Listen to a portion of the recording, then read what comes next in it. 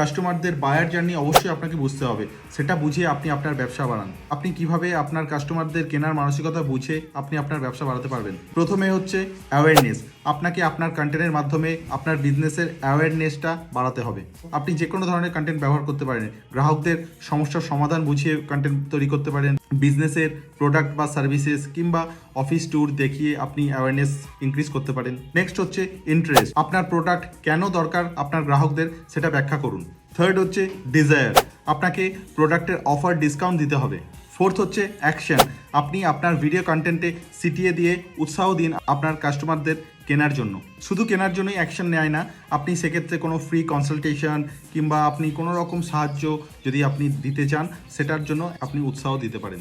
Number fifth হচ্ছে retention. বারবার কেনার জন্য আপনি লয়ালিটি প্রোগ্রাম রান করুন।